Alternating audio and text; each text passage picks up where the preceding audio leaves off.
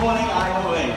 I am humbled and honored to be before you today. I'd like to get an idea of who I'm dealing with here. So I have an exercise if you will participate along. So if you were ever in your career on the underwriting side, on my cue, I would like for you to say woo.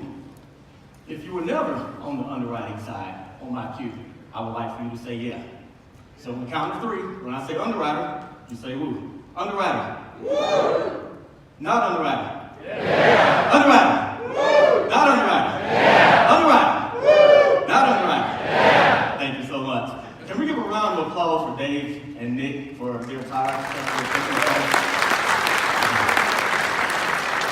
And also for my good friend Brandon, who, as you saw, came out. He did a great speech. I was so inspired by that, and I'm looking forward to hearing a lot of you guys' speeches here later on. So, I'm Renado Robinson. My career started when I was 19 years old. I was working in Atlanta, Georgia. I was working for a company as a rug importer.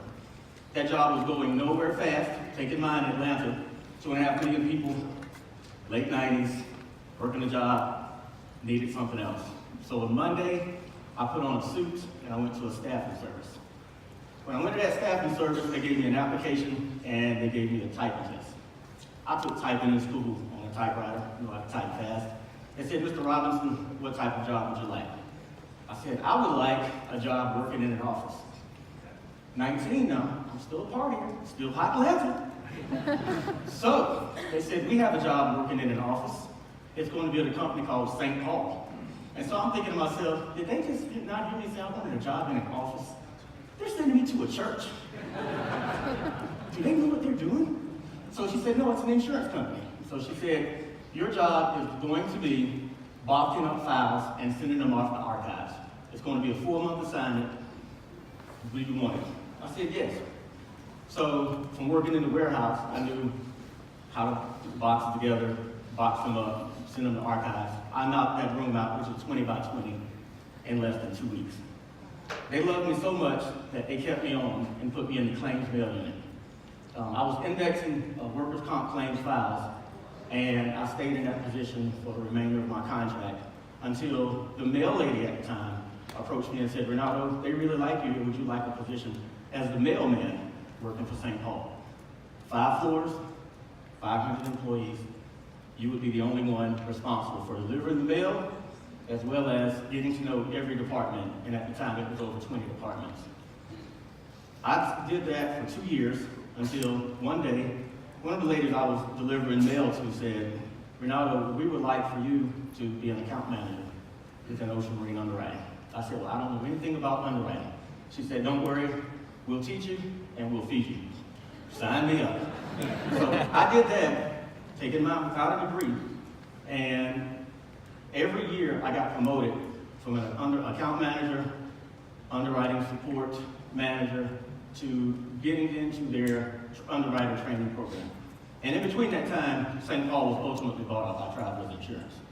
So in 2003, I became an underwriter, and 2007, they moved me to the Charlotte office to run their underwriting unit. I've always had a sales type mentality, coupled with my underwriting, knew I wanted to go into the agency side. So I started putting together a plan that would either have me working for someone eventually, or starting my own agency. Well, obviously, I'm up here today. I didn't work for anyone. Thank God for that. So, in 2015, I quit.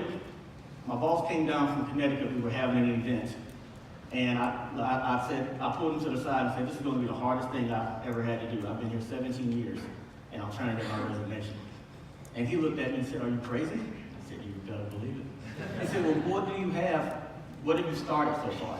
So I slid in my business card and gave him my website address.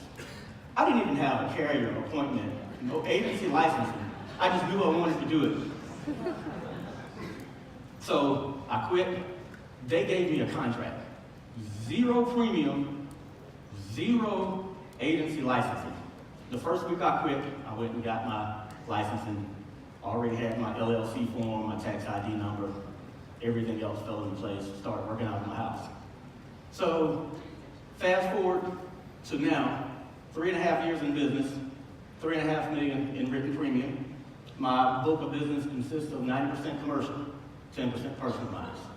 Today's subject, we're going over how to sell your insurance to an underwriter. And we're going to go over 3 things in doing that. But before we do that, I want to set the stage and let you know this is not selling a square peg in a square hole type of insurance policy.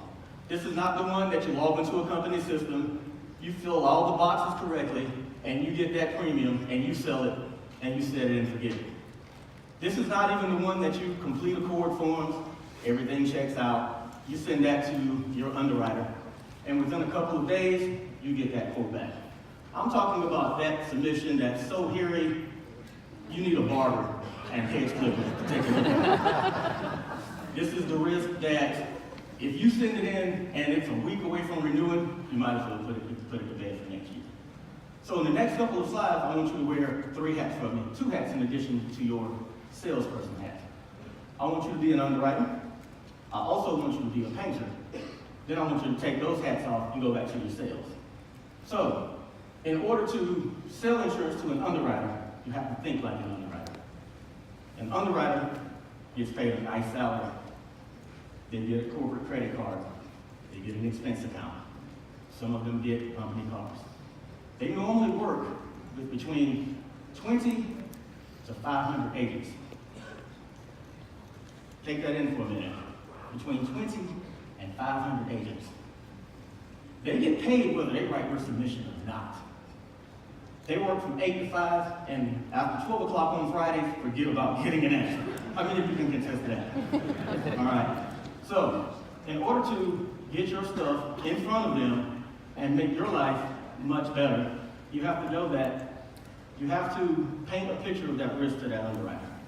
In order to paint a picture of that risk to the underwriter, you need to know that as soon as you send that application into them, they are going to internet underwrite that risk. And our insurers nowadays, if they're yours or anything like mine, if they've done anything at one point of time, they're going to put it on their website, whether they do that or not. Your job is to paint a picture of that to that underwriter. So when that risk comes in, you've already given them a summary.